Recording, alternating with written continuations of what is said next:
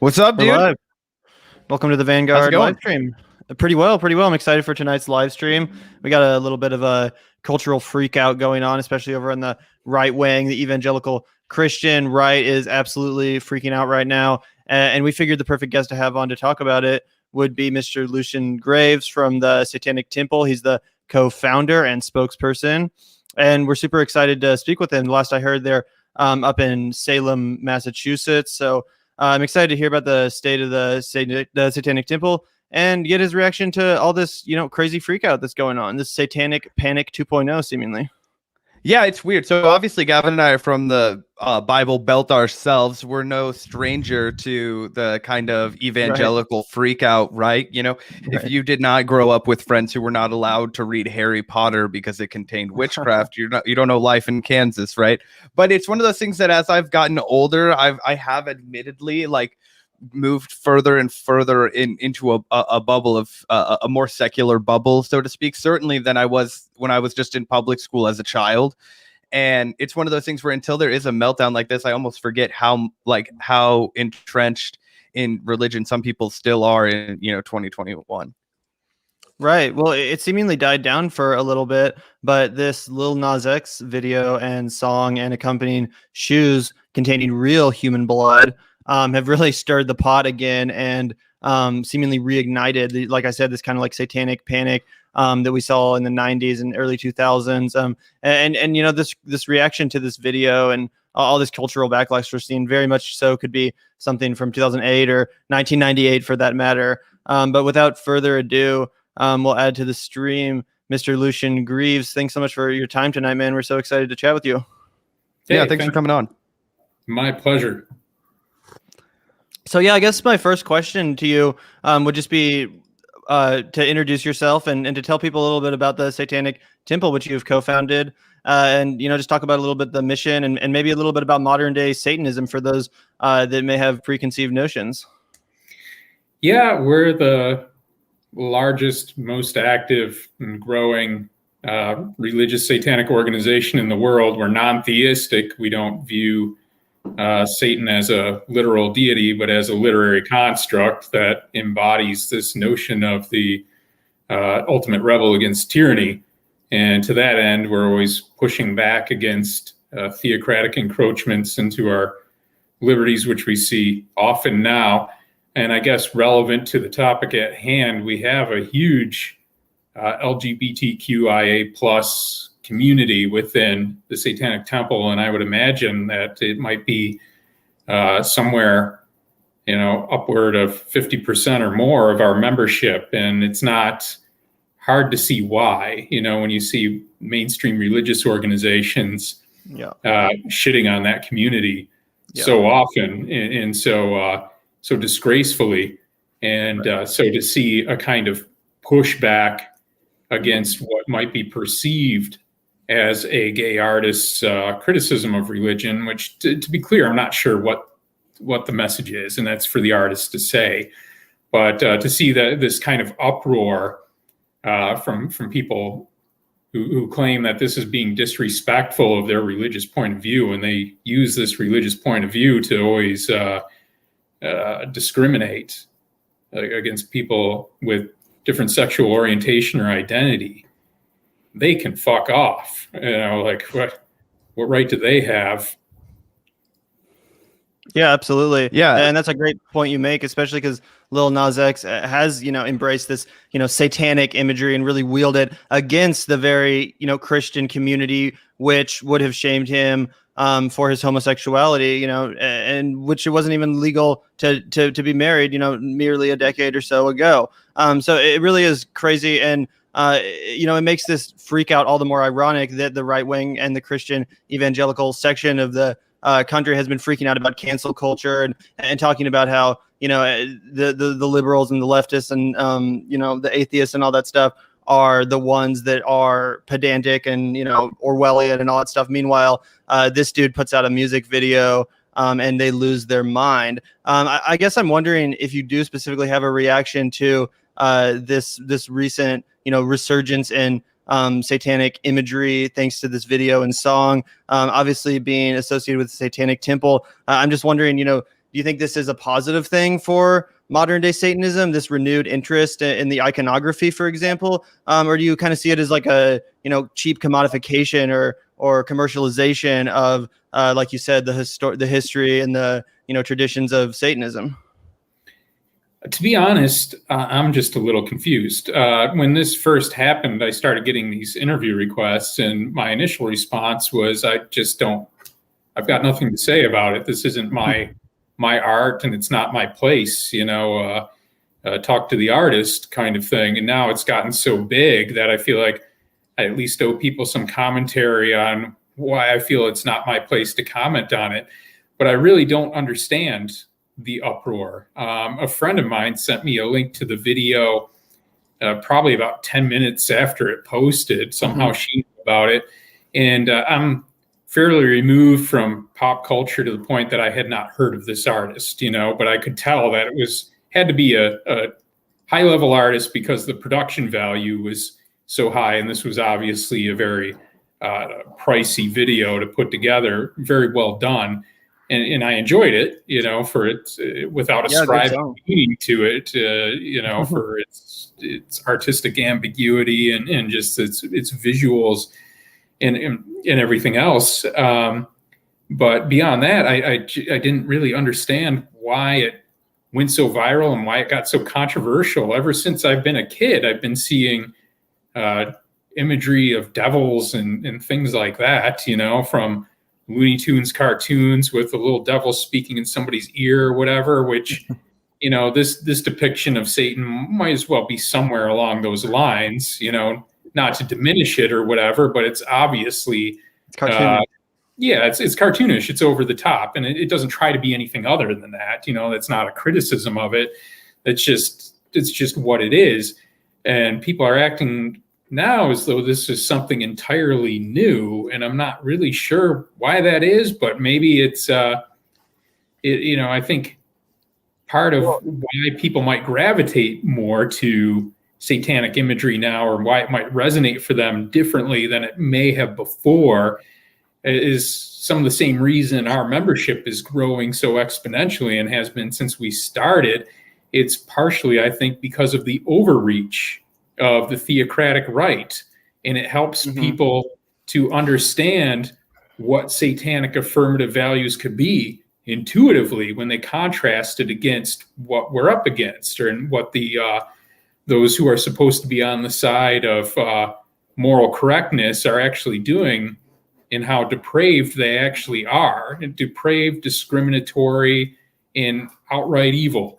It's easy to see how Satan becomes the good guy now, and how even consumers of, just general pop culture who aren't interested in deeper political issues or religious issues, they're going to start picking up on that and the prevalence of the socio-political atmosphere, whether they're paying close attention or not.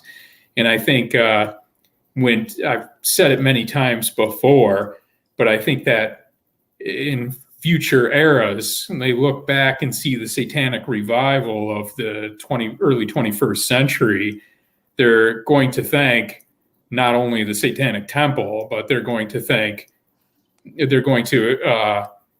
put the blame or the credit for that also on people like Mike Pence, and of course pop culture icons who use this kind of iconography. Yeah.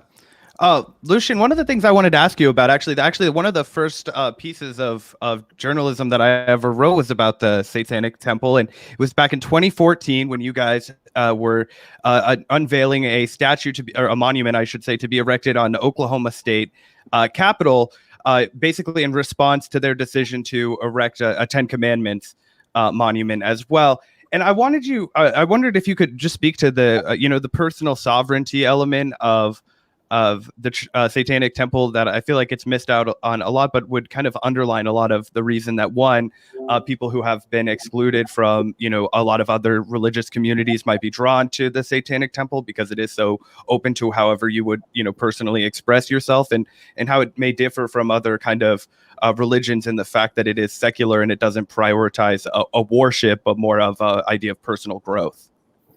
Right. And I think, you know, in line with the discussion about this video, it makes it all the more relevant, this idea of individual liberty and liberty of interpretation too, that we wouldn't have an official position on somebody else's art, somebody else's video.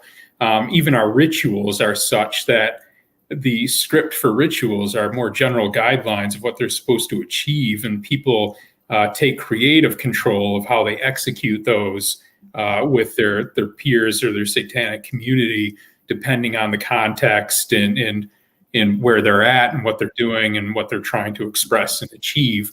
You contrast that with, more established mainstream religions who are doing these rote activities based on an unmovable script, and that's a certain type of authoritarian conditioning. It's kind of funny because we end up in litigation, and we have lawyers all the time trying to question our legitimacy as an authentic religion.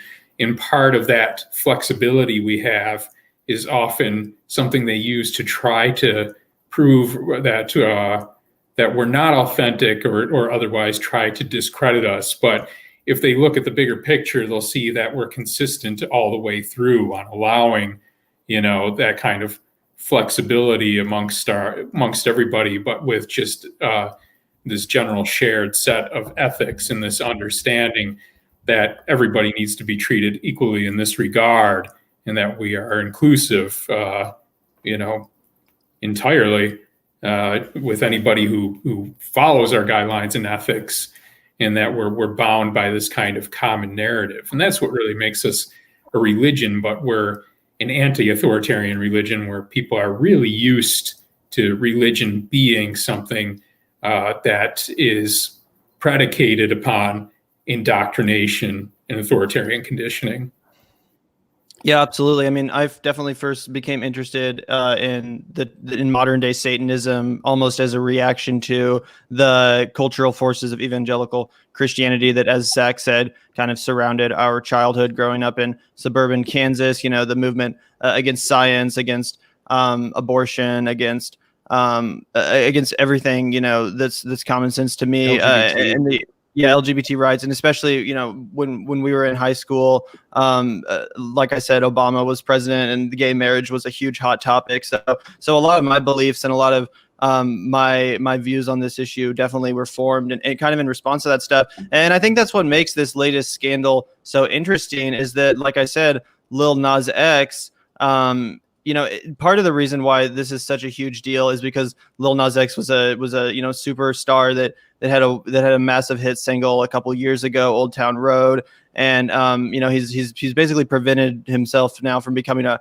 one-hit wonder, which a lot of people thought he would be, and has another chart-topping Billboard #1 single. But another reason why this one is getting so much controversy is not just the satanic imagery, but the extremely homoerotic imagery, and just the open, completely loud and proud gayness of it all. And that's what's really triggered these right wingers. And a lot of people are making the point that, like you said, yeah, there's been lots of satanic imagery in pop culture.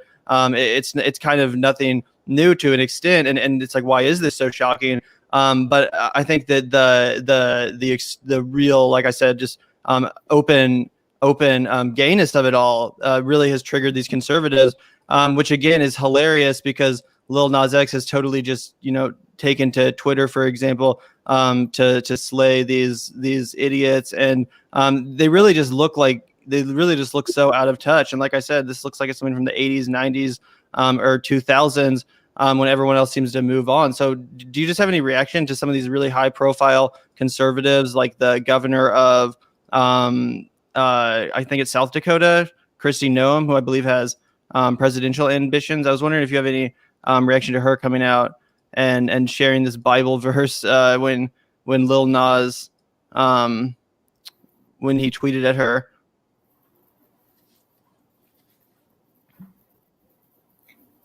You there?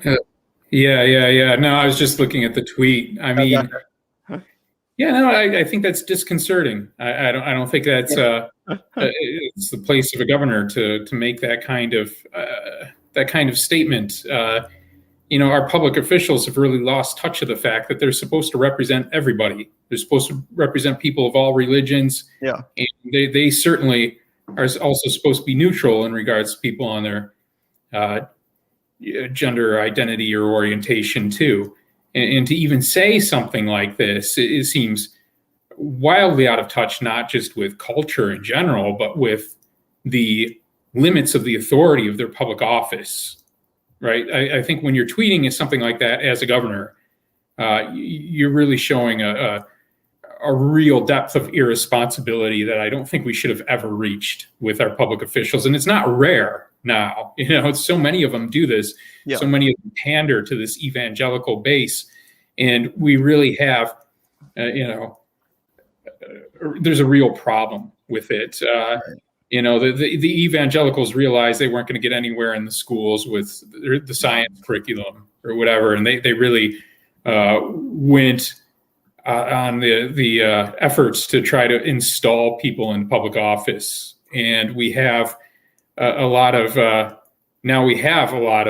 people in public office who are beholden to nationwide, financially well-backed in well-networked organizations like ALEC, the Congressional Prayer Caucus, the Alliance Defending Freedom, Liberty Council, and they're creating model legislation. They're acting as these kind of bill mills where they set up these templates for these mindless pawn politicians to fill in the blanks and then turn in legislation that calls for fetal heartbeat bills to legalize abortion, that call for different kinds of restrictions against liberties we've taken for granted all our lives, because they really are attempting a theocratic coup. And they really found their messiah in Donald Trump, and his vice president, Mike Pence, really pushing for a redefinition of what religious liberty is and trying to give exclusive rights to the Christian viewpoint. And that's very disturbing. It's disturbing that a governor would feel comfortable making that kind of statement publicly without thought of backlash that could hurt the career, which it should. That should definitely impact her career and make her re-election not at all secure in any way. But it generally doesn't do that right now. And I'm hoping that there's some kind of general awakening as time goes on as to how dangerous this is. And I think that's going to have to start coming from some of the more progressively minded Christian organizations, I hate to say. But some of them are starting to realize that politicians are taking what they hold sacred and using it in their bid for power. And they should be as offended by that as we are for it not being a reflection of our viewpoint in any way whatsoever. Yeah, that's so true. And it is absolutely a blatant just violation of the church and state norms, which are intended to be upheld. And it's why the, Baphomet statue was such an important project, such an important resistance of the Ten Commandments statue, which likewise was just a blatant, violation, overstepping of that line. Yeah. And I just wanted to follow up with that and ask you, you mentioned Donald Trump kind of being, essentially almost successful in this kind of Christian coup of the government that has been a project going on for decades, right? You can go even before Reagan, there was a lot of effort to get, this evangelical Christian power in all parts of U.S. government. But you could say the process was arguably complete recently with the nomination of Amy Coney Barrett, and the Supreme Court has now this majority of evangelical Christian thinking. And I'm just wondering, obviously I imagine that concerns you, but do you have any thoughts as to how we can kind of alleviate that stranglehold over the American public? And, do you think that's something that's in the cards for the future? Well, I have to say, I think people need to start prioritizing a little different. I got a small handful of requests for interviews when the Satanic Temple filed a lawsuit against Texas's abortion restrictions. And those lawsuits, however, they're weighed and deliberated and ruled stand to really set groundbreaking precedent on what religious liberty looks like in the United States hereafter. And, most people don't know about that, but a pop star puts 666 on shoes, and I get in my inbox is full, and I clearly had nothing to do with that. So just taking these kinds of, and that's not to say that art isn't important. Obviously, it is, and these kinds of things of cultural relevance, you don't want to diminish them, but at least in equal measure, you think people would be paying attention to the laws being passed and the legal battles being fought and that kind of thing. And I think people have been really slow to recognize these efforts of a theocratic coup. And the thing I'm most worried about now is that people think that the battle is over now that Trump is out of office and that we're not dealing with these theocrats any longer. And we clearly are. And now with the, as you say, the disposition of the Supreme Court, we have this model legislation being pushed more aggressively in an effort to bring these cases to the Supreme Court in hopes that this conservative majority will overturn all prior precedent, including Roe versus Wade. And the fact of the matter is, though, that the Christian nationalists are in the minority. They claim they're speaking for an American majority, and they claim they're speaking for the heritage and history of the United States because they have this whole revisionist history based on these bullshit textbooks written by this asshole David Barton, who constructed this whole fantasy about how we're a Christian nation, and now you can find Texas school textbooks trying to throw Moses in as a founding father and other ridiculous things like that, trying to ignore our secular roots and really overturn everything that the United States was premised upon. And I think people really need to wake up to that. And I feel like in certain ways they have unconsciously picked up on it. And that's why we see possibly, these pop cultural things going viral and causing so much controversy, even when, as I said, all throughout my life, I've been seeing little devils and demons and things like that, and even kids' cartoons and movies and everything else. So, on the one hand, it's Halloween costumes, yeah.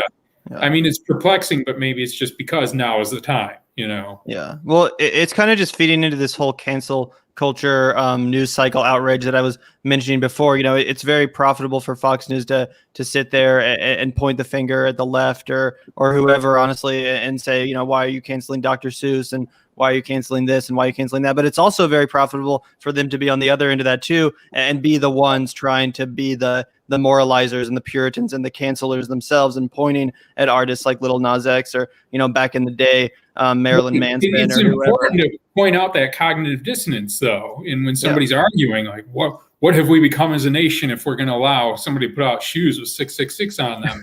It's like, well, where the fuck are you coming from? Should we cancel those shoes? Should we censor that? Are you not now upholding yourselves as the party of free speech? But up until what point? Until the point where somebody's artistic expression doesn't agree with your viewpoint? Right. I mean, it's entirely 100% hypocritical, and I think you need to make somebody really choose a side on where they stand and not let them take mutually exclusive positions. It's also without confronting them on it. 100%. It's also just funny because they're feeding exactly into what he wants them to do. This song and this music video has surpassed 2 million likes on YouTube, apparently making it the first video in history to achieve that milestone. So it's kind of like the Streisand effect. Now more people are aware of this. more people have watched the video, seen the song, bought the shoes, whatever, because of all this outrage, because of this machine of, incendiary coverage and all this stuff. So it's really just ironic. And again, I'm just kind of interested. Do you think that this kind of thing increases membership? Do you think it's good or for the general Satanic Temple image nationwide to have this kind of a representation in very popular culture? Well, I would hate to think somebody would join the Satanic Temple merely based on seeing this video. Yeah. But perhaps people seeing videos like this and seeing this controversy will make them just think about things differently in general, and maybe just break past whatever superstitious barriers they had to considering what self-identified Satanists actually believe and that kind of thing. So that's possible. Like, some people, they grow up indoctrinated into certain religious viewpoint, and they have this perception that's been imposed upon them about what Satanism must mean. And they might grow up not really questioning that until something like this happens. Perfectly reasonable people just might not have considered beyond their old prejudices until something provokes them to. And it's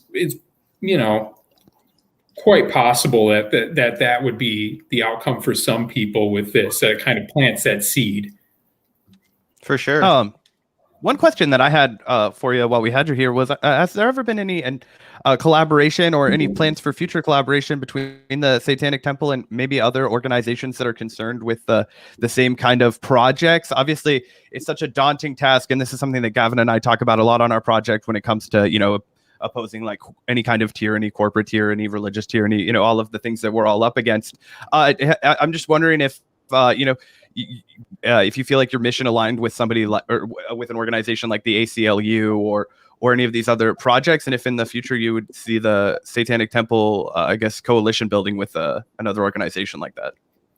Well, we don't build just generalized long-term alliances with other organizations because we find that to be a liability. We don't know when another organization is going to take a turn, entirely lose their stated mission and go off into other things. And I hate to say that's a real problem with more left-leaning or progressive organizations now, is that they try to be all things to all people, and they very quickly seem to lose sight of what they're doing and try to be I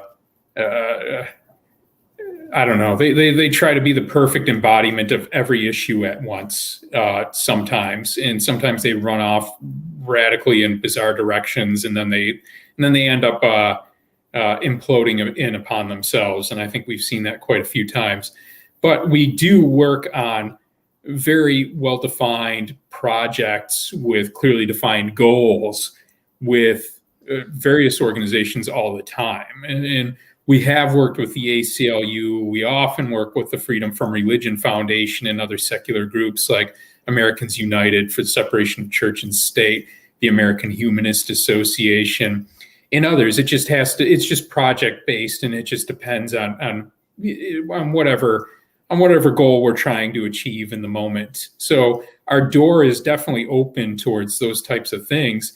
And now we're finding that there's more interest from interfaith communities now too, where previously, our name would remain unspoken and nobody would consider, having us sit at the table at all. But, it's been a long time now. People are realizing we've been around and we have a huge community. We have over 300,000 members worldwide right now. And we have a lot of chapters now converting over to congregations that are active in their local communities, doing charitable works and things like that. And in our experience, it doesn't take a whole lot of that before people realize that there's value in what we do and who we are, and they don't care what the name is. So as time goes by, it's less and less of an uphill struggle, and hopefully, hopefully things start to get harder and harder for the theocratic right because of it. Yeah, well, despite the fact that this may all be a distraction, I'm certainly kind of enjoying the freak out from the theocratic right, from these loons on Fox News, for example, and the likes of Candace Owens, and fill in the blank with whatever conservative or Christian commentator that's getting outraged by this. It's all very amusing to me. But thank you so much, Lucien, for your time today. I've been following you and the Satanic Temple for a while. Definitely very impressed by your guys' heroic efforts to get that Baphomet statue up, and was a big fan of the 2019 documentary Hail Satan as well. Highly recommend everyone watching check that out if you haven't already. It's a great portrait of the Satanic Temple's efforts, and just kind of a good piece about modern day Satanism in general. So that's highly recommended. And check out the information in the description box below about Lucien on Twitter and following the Satanic Temple. Very interesting stuff. Thanks so much for your time. It's a fascinating mission you guys are on, work you're doing, and good stuff. Thanks so much. Thank you. Yeah, thanks for coming on, man. We appreciate it. Yeah. My pleasure. So yeah, that was Mr. Lucien Greaves. Great conversation. Really interesting. Yeah, that was a good chat. I'm glad we got to chat with him for a little bit. Like I said, one of my first, I think the first piece I ever had that was published to an audience was about the Ten Commandments statue in Oklahoma and their efforts to get their Baphomet. I never know how to pronounce the wolf's name, or not the wolf's name. It's not a wolf. It's a goat type. Baphomet. Is that how you pronounce it? Yeah. But either way, so it was cool funny. talking with him. Yeah, that's funny. And because one of my first articles ever at my high school paper was actually about the Satanic Temple's efforts to have there's after school programs essentially where it was like religious oriented, like Christian oriented, like Jesus coloring books and stuff like that. So the Satanic Temple basically put children's like satanic coloring books and their own literature that was all, very innocent and very cute. But I did an article about that and ruffled some feathers in the newsroom. So yeah, it's interesting that we both have that experience, and they definitely made some news back in that era. So it's funny to see the resurgence of the Satanic Panic vibes. And just to really bring home the point about this freak out, I wanted to quickly play this 25-second long clip of Pastor Greg Locke, who's quite in his feelings about this latest cultural episode. I can't wait to watch. I didn't know who Lil Nas X was. Little thug, whoever. I had no idea who he was. We was riding this morning. Hudson said, "Well, you know what made him famous?" I said, "Well," he said, "it was that horses song. Got my horses and whatever that song." I was like, "Man, that song's got a cool beat. I'll never be able to listen to it again." A bunch of devil worshiping, wicked nonsense. Pentagram wearing on your Nike tennis shoe 666. You think I'm gonna stand for that? You've lost your mind. You tell Lil Nas X I said so. Bunch of Satanism, bunch of wickedness, bunch of devilism, bunch of demonism, bunch of psychotic wickedness. That played so fast. Did that play at like 100 times that speed? I don't know. It was definitely a little glitchy, so I don't know if the audio was affected, but he was on a roll, man. They like to get going. Definitely some cocaine vibes right there. Or just Jesus, jacked up on Jesus, Gavin. He's jacked up on Jesus. Exactly. So yeah, good stuff. Like I said, I'm kind of enjoying the outrage.